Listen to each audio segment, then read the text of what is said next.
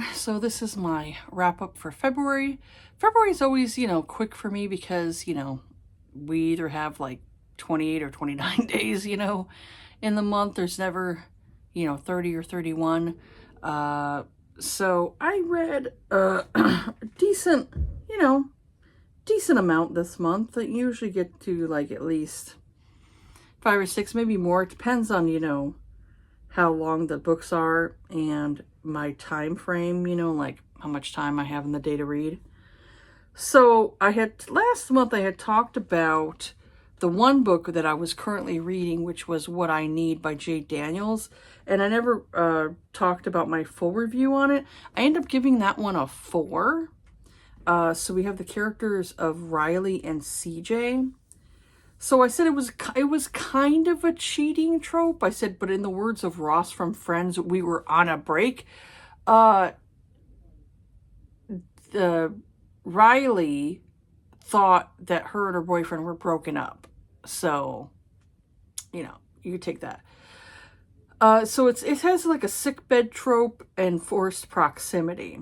So the content warning is that there's a mentally and physically abusive boyfriend and talk of drug abuse in here because her boyfriend started to go like downhill like fast, and so it caused her to like, reevaluate her relationship with this man. I don't know what she saw in this dude because he just seemed like a douchebag. So Riley has been dating her boyfriend Richard, and I'm like, his name's Richard, Dick for short. Because that's what her brother calls him Dick, Yeah. She's been dating Richard for a year and a half. Everything seems to be going great, but then Richard is fired by Riley's brother Reed. So Richard starts to spiral, ends up taking it out on Riley. He gets drunk and calls her a bitch. Said one day Riley and Richard have a fight. Riley thinks they're broken up, so she heads on off to her brother's wedding. Okay. The way it was is, in the last book I read from this author, the brother there, Reed, he had constantly had issues with Richard because he'd said the dude would constantly show up late to work, wouldn't do his job the way he's supposed to. He works in construction. So he, obviously Reed got to the point where he's like, I'm not taking this shit anymore. So he decided to, he fired Richard. And so now it started Richard going on the spiral where he's not able to find work. And I was like, well, maybe if you did your job, you wouldn't have gotten fired, you fucking dick. So he started being like really nasty with her. And then you come to find out he's doing drugs. He started doing drugs. And so I'm like, well, that just makes it even worse, And then he was like being rude to her. He'd get drunk and he starts like, bad-mouthing her, calling her a bitch. And then it got to a point where she's at a concert where she sees CJ. This is after everything went on with her and CJ. It got to a point where Richard called her a see you next Tuesday, and then kind of like was dragging her along so that way to leave. And so it got to the point where she ended up breaking up with him because he ended up hurting CJ. So this is where the sickbed stuff comes into play. And also, I didn't like the fact that Richard was kind of giving her an ultimatum of like, oh, you're going to choose you're going to choose your brother over me. And it's like, well, first of all, that's her brother, It's like, I don't know about you, but it's like, you usually try to take your family side. At least, most of the time you try to take your family side. Sometimes families can be unreasonable to where you have to take your, significant other side. But in this case, it's like he was being very unreasonable and being a dick. And so she had told him like, I have to go to my brother's wedding. She's like, you're going to go and make me stay because you're mad at my brother for firing you? And she goes, yeah, I'm angry that he fired you, but I do need to go to his wedding. I'm part of the wedding party. And so he was kind of like just gaslighting her, what I would consider gaslighting, where he was like, oh, you're not going to take my side. You're not, like, basically, oh, you're not feeling sorry for me. And it's like, stop with your pity party, you little bitch. So she ends up leaving that night, and she's like, oh, it's over. The relationship's over. So she ends up meeting up with CJ, and CJ's a police officer because her brother is a police officer too. Or no, her brother works in construction, but he's friends with CJ.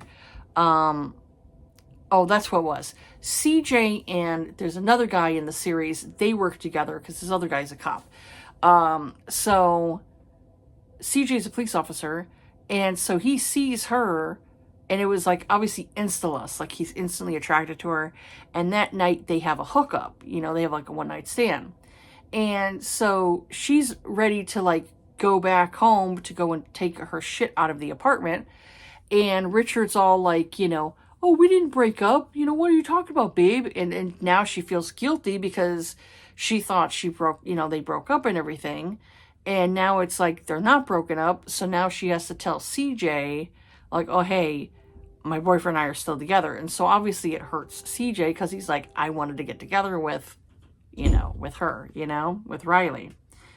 So that caused kind of like almost a bit of a love triangle, even though it's not really, because she's not with Richard for that long in the book before she breaks up with him. So like I said, Richard ended up hurting CJ because CJ ended up following her out of this concert because Richard was being a dick and he was kind of like pulling her along. And so CJ didn't like that. So CJ decided to follow and see if she was okay, concerned, which I respect, And then Richard got mad and pushed CJ through a window. And so CJ started bleeding and having, like it got to on, obviously in his leg and stuff, and he was bleeding a lot. Luckily it didn't hurt like a main artery. So he ends up needing a nurse, to help him. And she's going through nursing school right now. So she ends up staying with him because she, one, needs a place to go because she now doesn't live with her stupid boyfriend anymore. And the other thing is because she feels guilty that, CJ got hurt trying to help her. And so she decides to be his nurse, to, help him. And that's kind of like how they start to get together. So, I said, I liked the CJ would flirt with her and kept calling her like babe or darling and all that stuff. That I thought that was really sweet. He was very like, kind of like, obviously had that southern charm. And yeah, he was very much a flirt. He was attracted to her immediately, and she, obviously was attracted to him too, but she kind of was fighting it because she, she still had her boyfriend and all this at that time. And I was like, girl, I'm like, Richard is a dick. You don't need to keep focusing on that guy, especially when you got this guy here who treats you a heck of a lot better than Richard does,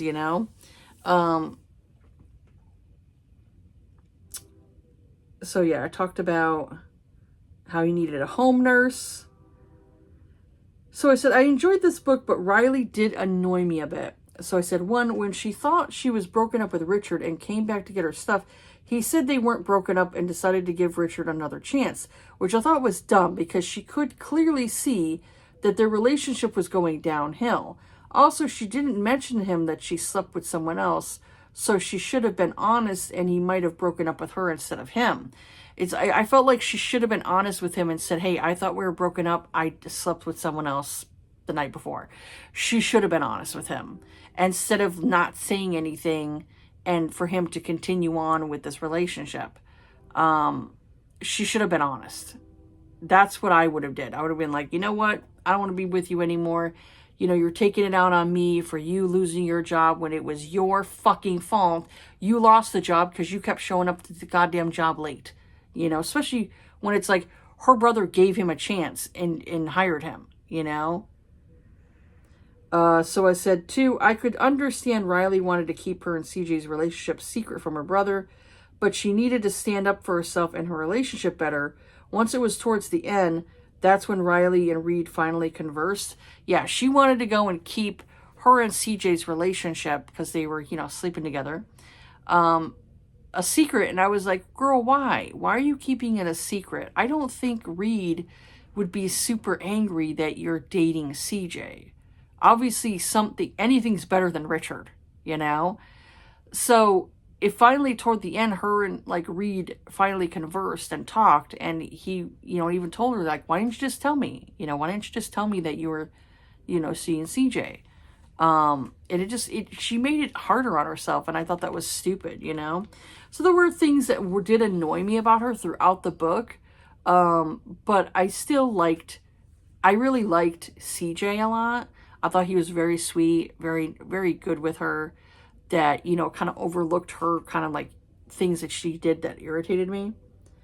I said, I really enjoyed CJ. He was very assertive and knew what he wanted, and he didn't play games. He was sexy, funny, and charming, and he was instantly obsessed with Riley. And I said, and that's what I like in a hero. I like kind of a more of assertive man, where he knows what he wants, and so he's like, that's what I want, and that's what I'm going for.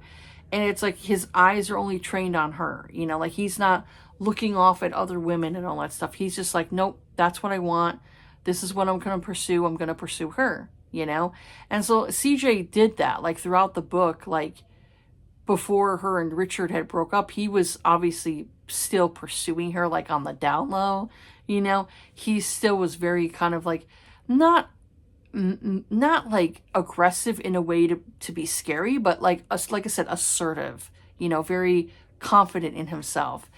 And I felt like Riley strung him along a little bit, to where I'm like, girl, this man's obsessed with you. Why can't you see that? Why can't you go and say, hey, this guy digs me. I don't know what it is about me that he likes, but he will be happily to drink my bathwater. That type of thing.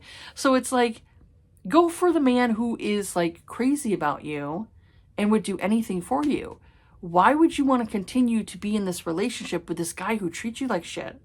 He's saying this stuff to you, calls you a see you next Tuesday, calls you a bitch, blames you for his mistakes. Why continue to try to make this relationship work when you can go for this guy here who is crazy about you, respects you, does things for you, without you asking, is very respectful. And so I'm like, I got frustrated with the heroine, where I was like, CJ is right there. This dude is totally obsessed with you. And I'm like, would I like a guy who's obsessed with me and does anything for me without me asking, or buys me things without me asking? Yeah, I'm going to go for that dude over the guy who is constantly blaming you for his own insecurities, I don't know, I don't know, So for me, I got a little irritated with her throughout the book, but I'm glad she finally got her head out of her ass. And yeah, it was, it got to be a better book. So I'll just say that. It got to be a better book. And I really liked him. So yeah, so that's why I ended up giving that one a 4, because I really liked CJ. So the next book I ended up reading, this is a part of a new series, but it is interconnected to her previous series. So I ended up reading Devotion by Claire Kent. This is part of the Central Cities. This is the first book. But like I said, this is very much interconnected. So I think you could technically go into this as a standalone.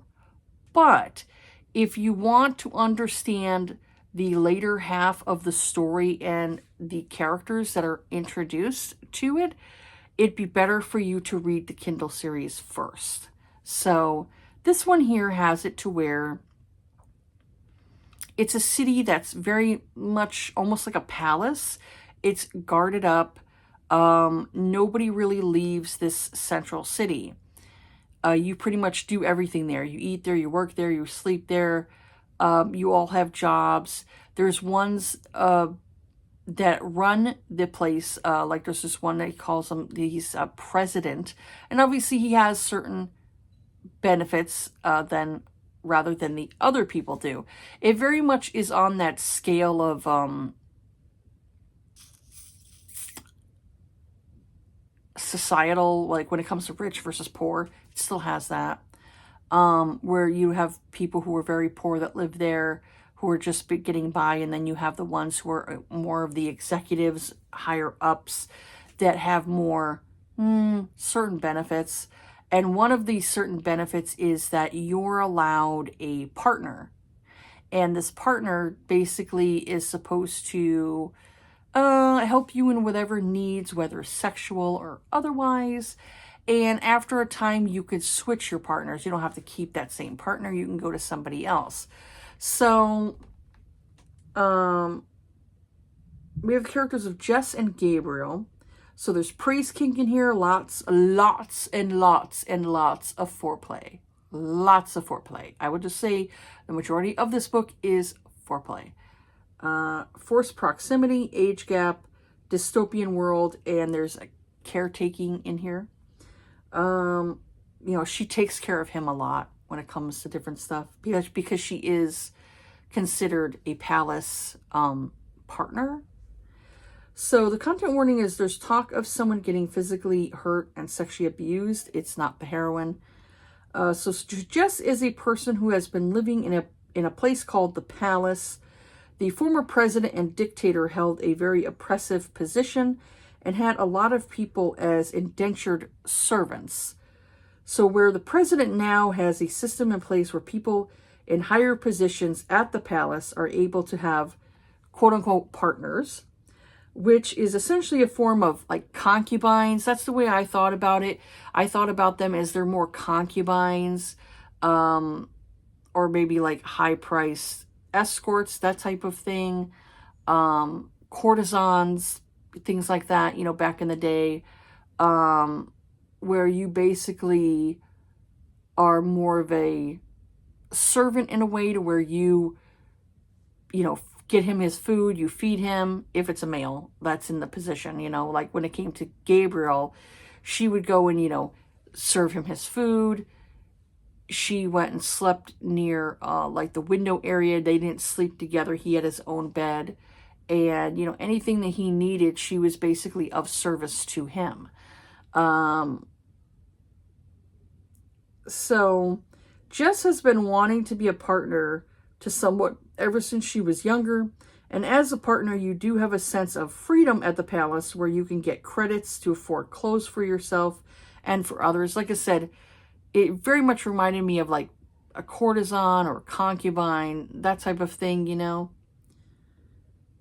Jess wants to use her extra credits to help her family because they're very poor. Jess ends up getting partnered with a man named Gabriel who is new to the palace. There he works in the finances of the palace and is coming up with a plan to make the palace better, supposedly better. I'll just say that as foreshadowing, supposedly better. Jess is to use her skills and body to please Gabriel in any way he sees fit. So I said this was an interesting read, and there were some hints to this book where it showed that it is connected to the Kindle series, especially once you get to the end of the book. I said, I love the ending, and I can't wait for her next book in the series. I said, the reason I gave the book a 4-star instead of 5 was I didn't feel like I felt like the beginning dragged a bit, but once the middle hit, it was better. It very much was a lot of repetition towards the beginning, because once she gets into that partnership with Gabriel, it very much is, he doesn't know all of the etiquette that she's supposed to do, for him. So a lot of times she's kind of bored. She's just sitting there. And he tells her, oh, well, go get something to eat, go do this, go do that. He very much like is using it as a way of like, look, you can do what you want. I'm going to do my work. I need to get my job done and all that stuff. So it's kind of like a lot of repetition.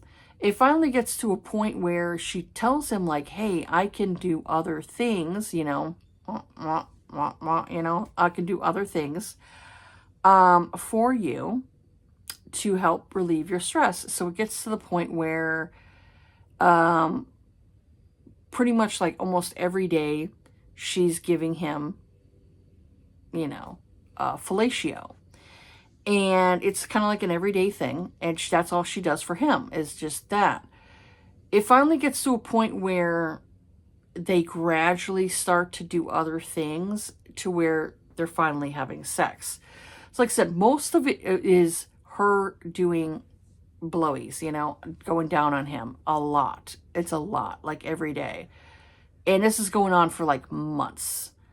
And then it gets to a point where they start, you know, getting into other things. And then they get to the point where they start feeling more feelings. It's a very gradual thing, so it's very slow paced, like at the beginning. Once it gets to the middle, it starts to pick up, and then they start getting a little bit more intimately involved and, you know, start feeling things. You know, she's not supposed to really feel things for him, not in that romantic way. Same thing for him. He's not supposed to feel things. And then there's a point where something hits and boom, it's very quick pace. What else can I say? I'm trying to come up with like something else, but I don't want to give too much away because then you're going into spoiler territory. But I will say, like, there are characters toward the end that you recognize if you read the Kindle series. That's why I said this series is very much interconnected. It's in the same realm of the Kindle series, but it's in a different type of setting. You know, like we've never seen this type of setting before. In the Kindle series, it was a lot of like farmland or abandoned places. This here is a system that they set up that only certain people are allowed in to work and to keep that palace area going. But there's a lot of corruption. You know, with anything, you know, anytime there's like, you know, when you get into a position of power, corruption tends to happen. Depends on the person. You know, like a person's character, that tells you everything. When a person gets into a position of power, you can tell what that does to this person. Either they're going to maintain their integrity and be humble and be a servant to the people, or are they going to be the type of person where they're going to use any loophole they can to make them high up? You know, look at some of our politicians. I'm not going to say what side they vote on. I'll just say, look at some of our politicians. Look how some of our politicians make how much money?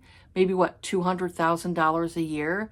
But yet, by the end of their political career, they have millions of dollars. Well, why is that?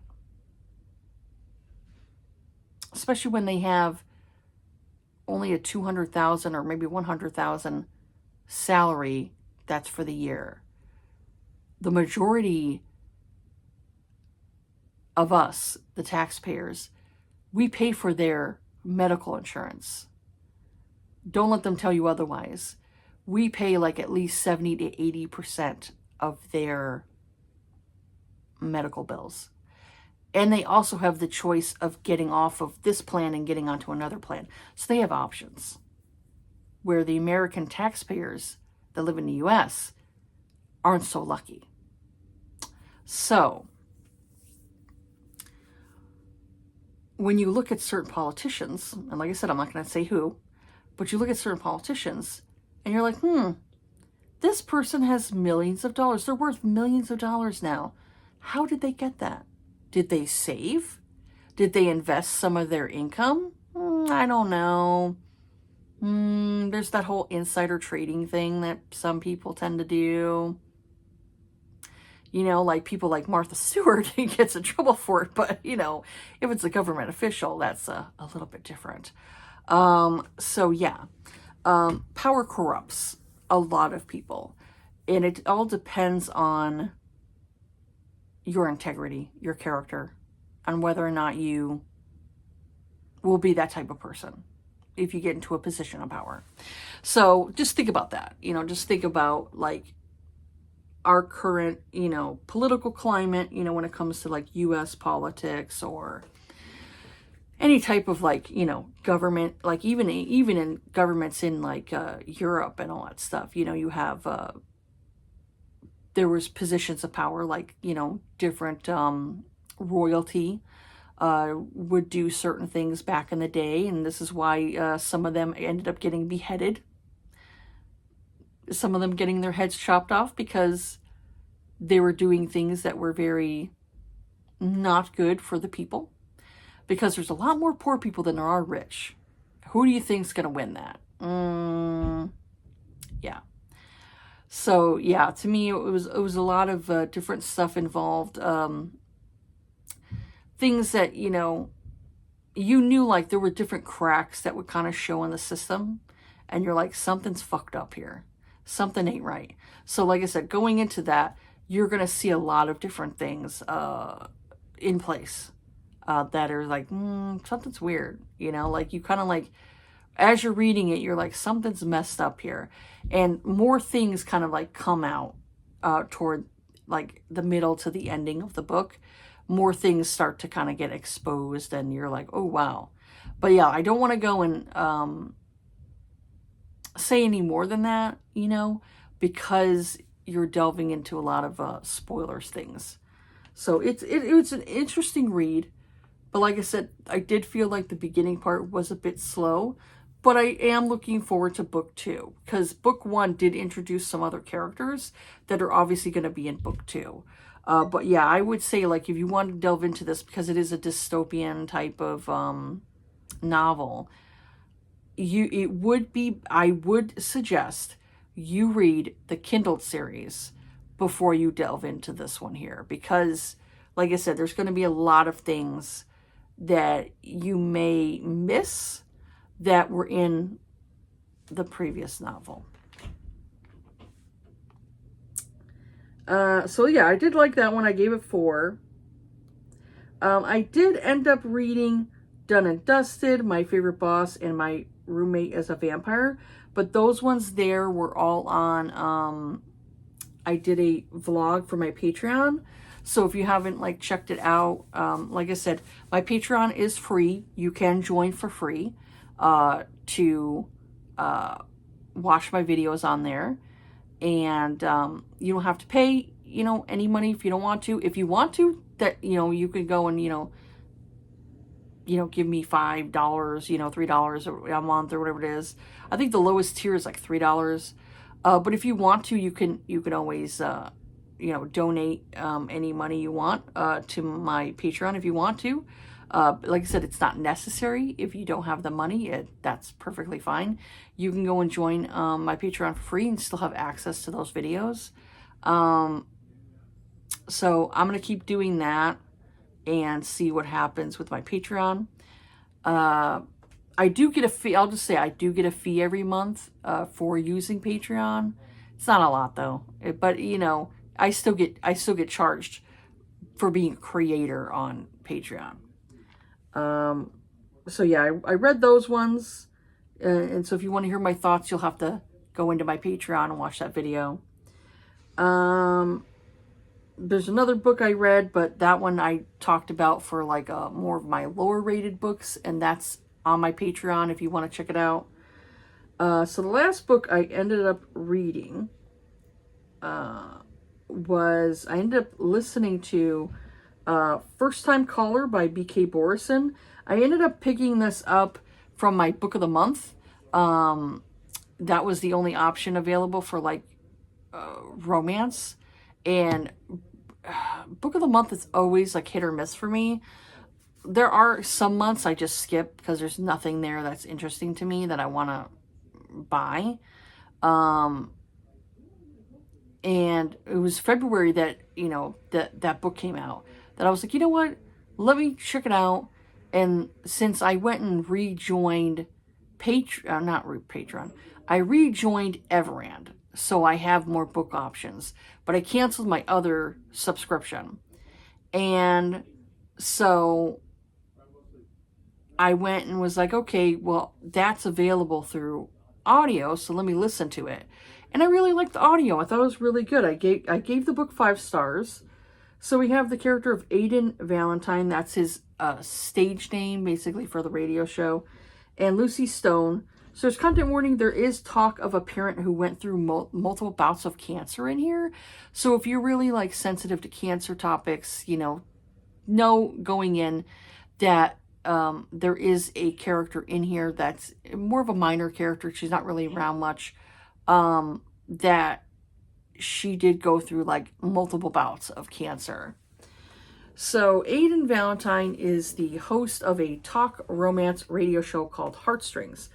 Aiden is what I consider apathetic, and has stopped believing about love. Like basically like he's gotten kind of bitter over the years of having this show, because a lot of people who call in are like, they kind of complain about their significant other. Like, my husband doesn't pick up his socks, or oh, he doesn't take out the trash, and I wish he would do this. And so it's like a lot of it like is that. So I'm like, I could see like you being kind of like, is there anybody out there who actually fell in love and loves this person and still loves this person? Because it's caused like a lot of bitterness. And so for him, he's kind of like, he doesn't really believe in love anymore, like, because he's not seeing it. So one night, a 12-year-old girl named Maya calls the show and talks to him about finding love for her single mom. So Lucy gets on the phone and Aiden's world shifts. Like, after he had a conversation with her, he was like, whoa, who is this lady, Their conversation on what Lucy wants in a relationship ends up going viral, and it gives a second life to the dying talk show. The manager of the radio station makes an offer to Lucy to get her on the show with Aiden, to find love for her, So they basically start up this like show where these male callers will call in, she'll talk to them, and then, try to go on a date with one of them. So Lucy's a 29-year-old single mom. She had Maya when she was 17. So her best friend Grayson, who is obviously gay now, when they were younger, her and obviously Grayson decided to have sex, for the first time, and ended up getting pregnant. And so he's, the father of Maya. And so he's married to a man named Mateo. And I said, I love their relationship. They had a very good relationship, like family relationship. I said, they have a very good family unit, and Maya thinks of Mateo as her second dad. Says the only thing that's missing from Lucy's life is a boyfriend. She's lonely, and everyone around Lucy sees it but her. So she decides to take up the manager's offer and join Aiden at this booth. So I said they proceed to find a man that Lucy can go on dates with, and while Lucy and Aiden navigate her dating life, they slowly fall for each other. So I said, I love this book. It was such a sweet and swoony romance. You could feel the attraction that Lucy and Aiden had for each other, and I also loved how protective and loving her baby daddy was. You could see how much they platonically loved each other, and I personally loved how there wasn't any baby daddy drama, and they still were great friends. I said there was such a great parenting style with how they were raising Maya. I said you could see how Grayson wanted what was best for Lucy. And I said, I will say that the only thing that bugged me about the story was I did feel like the author was a bit too long-winded when it came to like the descriptions of things. I felt like she kind of dragged on in certain places, but it's definitely more of a slow burn romance. And like I said, I really loved the family aspect in here. I would say like this is very much a kind of like a gender swap of the movie Sleepless in Seattle. Like if you know, in Sleepless in Seattle, the little boy was looking for like a girlfriend or a wife for his father. This one here, it's like the little girl calls in, she's 12. calls in to talk to Aiden about her mother. And so Lucy said, she's looking for magic. She's looking for that spark. She hasn't felt that in like a very long time. And so her and Aiden, like the more they get to know each other, the more they start to fall for each other. And Aiden very much is like, he has like his hiccups when it comes to relationships and it comes to like love and opening himself up to that because he's scared. Deep down, he's scared. He's insecure and he needed like reassurance, that things, even though they're not perfect, things will be okay. Always hold out for hope, even in the worst situations, always hold out for hope. There's always hope. So for him, he kind of needed someone to kind of help push him, in that direction. And the more you know about like his backstory, his history, you can understand why he was the way he was. His mother dealt with like bouts of cancer, so it really kind of like scared him a lot of like, finding love and everything like that. And what if like, he finds love and she gets sick, how would he handle it and all that stuff. So it made him very leery, very scared to open himself up to love. And I can understand that, I do feel like I had thought about this when I was reading it.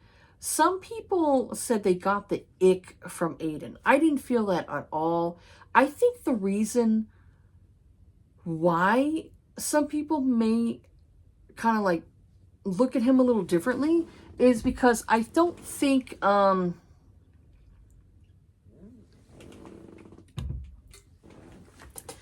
think this book is intended for a certain audience.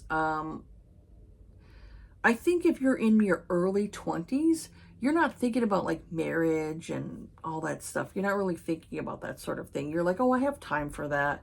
So I think if you're in your younger 20s, you may not understand or have those feelings of like what these characters felt. Because it's very much is like Lucy is kind of getting that like second chance of finding somebody, and she had like a kid at a very young age. Like I said, her and Grayson, she had gotten pregnant, very young. And he clearly was, I would say like, that was his best friend for many years. So maybe he thought like he was safe to like, pop his cherry with her. But he clearly obviously wasn't attracted to her in that sexual way, like that, because he obviously, he's gay.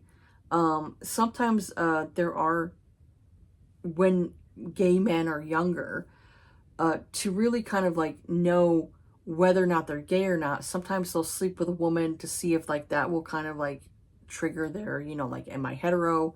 Am I gay? And then they kind of like, no, I'm more attracted to men. Sometimes they'll sleep with a woman and they're like, you know what? No, it didn't work for me. I'm going to go and try a different partner. And then you realize that, oh, I am gay. There you go. So it's the same thing with, when you're straight. I mean, when you're younger, I think a lot of women tend to experiment when they're younger too. You can, experiment with other girls, things like that, and then you realize, oh, I want to be with a boy kind of thing, So everybody has their own way of like how they discover their sexuality and, what they are the most attracted to, And so obviously Grayson's gay, but he still loves Lucy. He loves her like a family member. Like he loves her, she's a part of his life. She's been a part of his life for many years. So I really loved that aspect to the story where they had a really good connection with each other. And obviously they were really good parents, like they cared, they loved their daughter. But you can clearly see like Grayson wanted her to find her happiness too, because he found his happiness with Mateo. That's his husband. He loves him. And they have a really great relationship with like Maya. And like I said, Mateo thinks of Maya as like his daughter too, and I thought that was very sweet, you know. So she has two strong male figures in her life, you know. I really like that. Um, and you know, her mother was, you know, very strong and independent, but you know, clearly wanted, you know, someone to be with and someone to love, you know.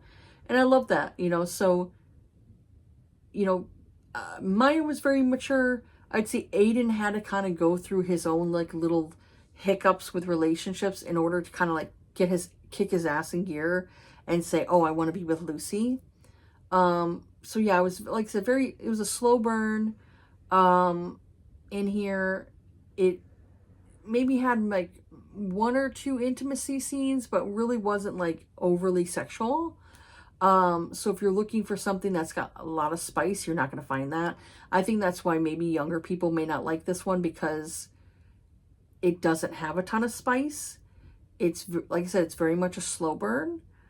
So you have to see, you see the development of, you know, the relationship progress.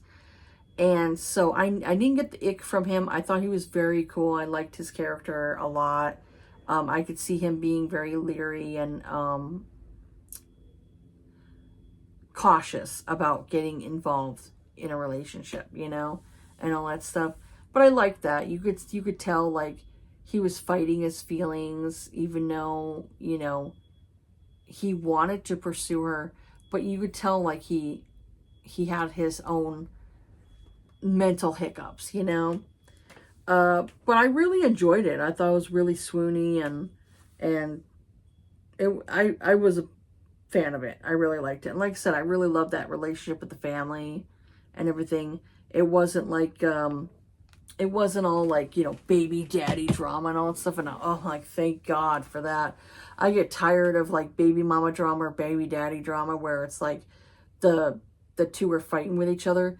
You could tell Lucy and Grayson loved each other, but it was that platonic love, you know. And I thought that was really nice, you know, really sweet.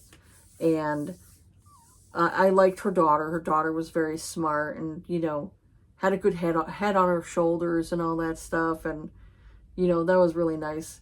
So yeah, it was a really cute story. I didn't have any problems with any of the characters. Like I said, you know, you had Aiden, who was a little bit, had his hiccups, but once he got himself in gear, he talked to his father and all that stuff, and it really kind of like kicked it into gear where he's like, yeah, he goes, I need to show Lucy, you know, I love her and all that stuff. And yeah, it was really good, a really cute story. I actually really enjoyed that one.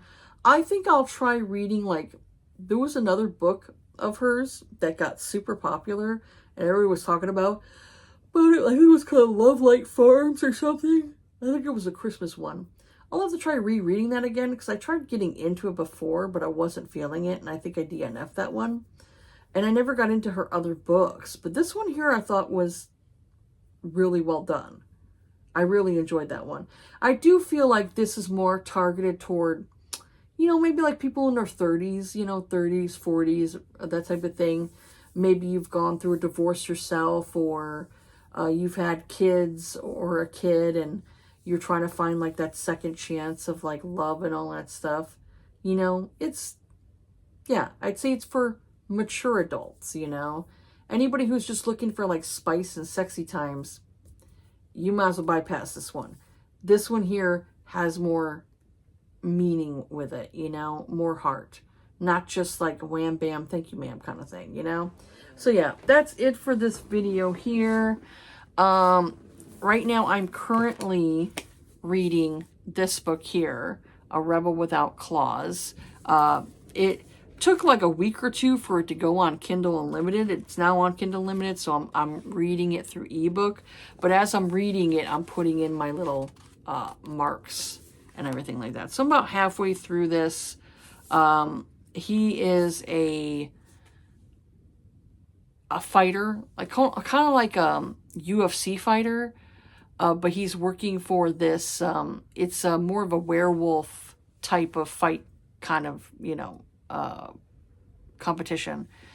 and he meets Selene Cruz, and Selene Cruz is Mateo Cruz and Evie's daughter.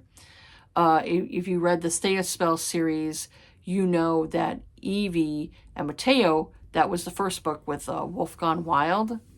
I'm curious if the author is going to do this series very similar how she did the previous series, because you see how Celine's in this first book, and that's Evie and Mateo's daughter, which they met in the first one, which was Wolf Gone Wild. The second one was Don't Hex and Drive. And I wonder if what's her name is Samara? I think it's her name is Samara.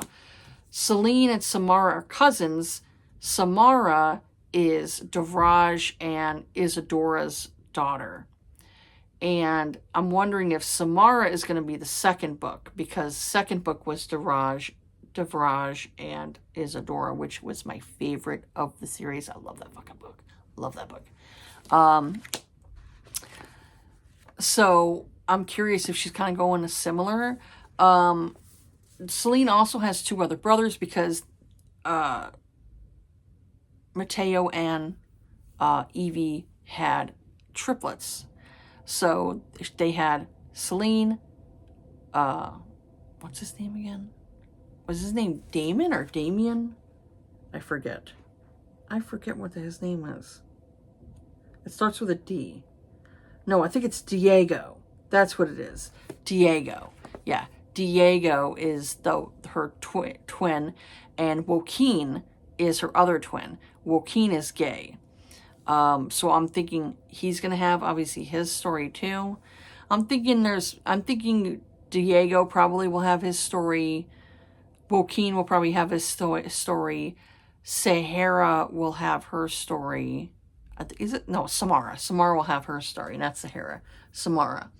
She'll obviously have her story because they're like obviously in their 20s. And I don't know about Clara's children, because Clara and Henry had how many kids? I think they had like 5 or 6 kids or something like that. They bred like cats, you know. They fuck like rabbits, I'll just say that. I don't know how many books she's gonna do in this series here. I'd say so far it's decent. It's all right.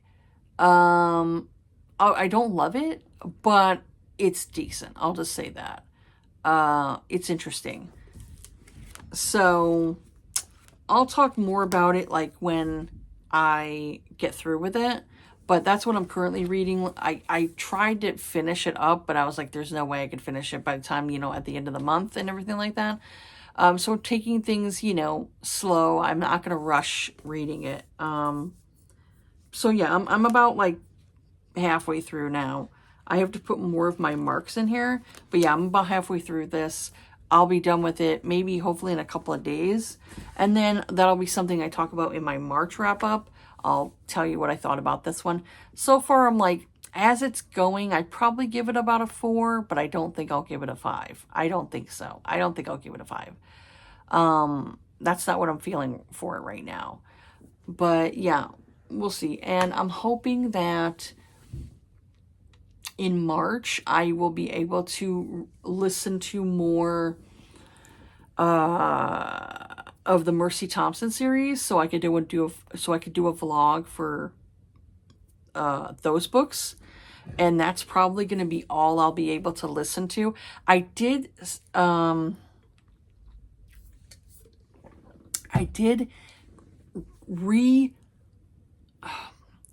re-upped my library card, because my other library card was my maiden name, and I ended up losing the card. I ended up losing my library card. So I decided to go and sign up again for a library card. And I'm going to go and try Hoopla and see how the audiobooks are for Hoopla, because it goes through your library. And I'm going to see. I'm going to see what is offered at my local library when it comes to audiobooks, and see what's available. And go from there, because they are free, so through your library. So I'll see what my library offers and see if I can try to find more books that way that I can listen to. because the one that I have, Everand, only offers, you get 3 unlocks. After that, they do offer an unlimited option that you can listen to these audiobooks, I'm assuming, for free, but they don't give you a ton of options in the unlimited side of it. So you're pretty much restricted to just 3 audiobooks a month for like $15. And it's not great. That's why I decided I'm going to go and try going through Hoopla and see what I can find through like my library service and all that stuff, and go from there and see. Because if I'm like, oh, this book sounds interesting, I'll put this on my list, and then when it's available, I can, borrow it and listen to it and go from there and see. Everything else, though, I'm still going to continue to go through my KU, even though there's people all the time that are like, oh, stop going through Kindle Unlimited, go through something different. And I'm like, no, I'm going to continue to go through Kindle Unlimited because that's what I like. That's where most of my authors are at.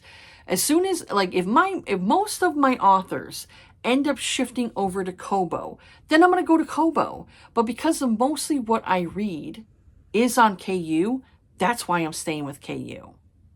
You don't have to purchase anything else off of Amazon. You don't have to have a Prime membership in order to have KU.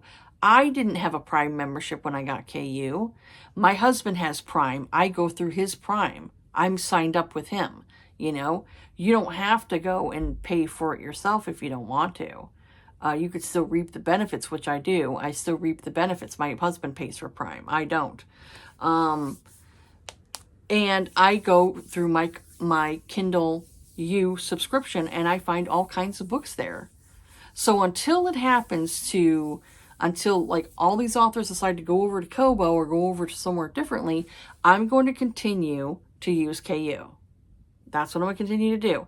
If people have a problem with that, they can suck my ass. I don't care, because I'm the one that's paying for it. You're not. I'm tired of like every 6 months, there's always people complaining about KU. Now, the authors don't get paid that great. Blah, blah, blah, blah, blah. Look, if the author decides that they want to stick with KU because they think that's their best option, then I'm going to stay there too. As soon as it becomes a place where if most of the authors decide to go to a different platform, I'm going to follow those authors. I'm going to follow those authors there. I don't find a lot of options on Kobo. This is why I canceled my Kobo, because I didn't like it. I wasn't finding a lot of options. If you like Kobo, that's your thing, good for you.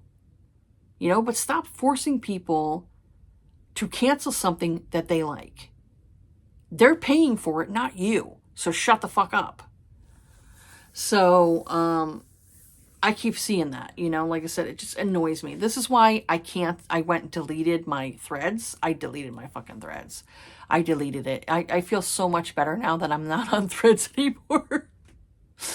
I feel so much better that I'm not on threads anymore. It got so like stressful and just people arguing back and forth. I'm just like, shut the fuck up. Oh my God. Like, I follow this one page on Instagram. She's called Brit and Her Books. I'll put her like right here, her information. She's fucking hilarious. I love her. She constantly does stuff on a whiteboard where she talks about like readers or books or authors or different things like that. And people are like, she's a bitch. And I'm like, you know what? She's assertive. She knows what she wants. Good for her. Good for her. And she said she'd rather cancel her life insurance. I'll put her here if I have it. She says she'd rather cancel her life insurance than cancel her Kindle Unlimited. And I'm like, good for you, girl. People were so mad. They're like, you don't know. Like, you should have seen the comment section of these people. It's ridiculous. Especially when they talk about, oh, well, if you want to support an author, then, go on the author's page and buy their books on their website. Oh, really? You think we didn't know this? And it's like, I've got news for you. A lot of these indie authors, if you go and buy the book on their website, it leads you directly back to Amazon. So you're still purchasing from Amazon. Or if the author actually goes and buys a bunch of her copies, they're still getting printed out from Amazon, because Amazon has their own printing press. They have their own printing company. The company prints it for Amazon. They're still printing it. Amazon's still printing it. The author has it to where maybe like she signed it for you and you purchased it from the website. It still was made from Amazon. It still came from Amazon. Amazon still got your business. You know, it's like the stupid idiots who go and they complain about J.K. Rowling, but they still want to continue to read Harry Potter books. You know, I never understood the franchise. I'm like, look, if you like Harry Potter, awesome. I never really got into Harry Potter. I like the movies, and that's it. I don't get into the books. But the amount of people who are like, well, I'm going to stick it to J.K. Rowling, and I'm going to go buy this certain cover because this author, this artist took off the author's, like, title, so there's no J.K. Rowling on the book, but I'm going to still purchase this book. Where do you think the person who rebinded that book, where do you think it came from? It came from a store, so J.K. Rowling still got your money. So I'm like, you're dumb. Just stop reading J.K. Rowling in the first place if you don't like her. If you don't like the things she says on Twitter. Which I'm sorry, I have no problem with what she has to say. Cancel me, I don't give a shit. But I just have to laugh. Because I'm like, nothing she says on there is against anybody. She's for women. What's so hateful about that? Grow the fuck up. So, yeah, I had to laugh at that shit. Because I'm like, you're still getting it from Amazon. Even if the author purchased these books herself, she's still purchasing from Amazon because that's where she writes from. She writes from the KU ecosystem. So you're still giving Amazon your money. The only way Amazon's not getting money is if the author isn't going through that KU ecosystem and they're going through somewhere else. You know, these authors have the best deal through Amazon. Someone even said, like, when they sell their books on Amazon, they get $5 for, like, the book. If they go and sell on this other place, they get less than $1. So I don't know. Which one are you going to go with? The one that gives you $5 or the one that gives you less than $1? I'm going to go with the one who gives me $5. I don't blame these authors for going the way they go. So yeah, anyways, that's it for this video here. I'm done with my ranting. But like I said, if you want to follow that person, she's funny. I follow her Instagram. She's hilarious. She's constantly talking shit, and I love it. I love this person to talk shit. Because if you didn't know, I'm a shit talker too, and I don't care. You know? You're offended by me? Oh, big pity party. Give me a fucking thumb down. I don't give a shit. You know? I'm tired of placating to whiny little people. Whiny little babies. They're like, oh my God, I'm offended. Grow up. So, yeah. That's it for this video here. Have yourselves a good day. Take care of yourselves. And I'll see you all on the next video. All right, bye.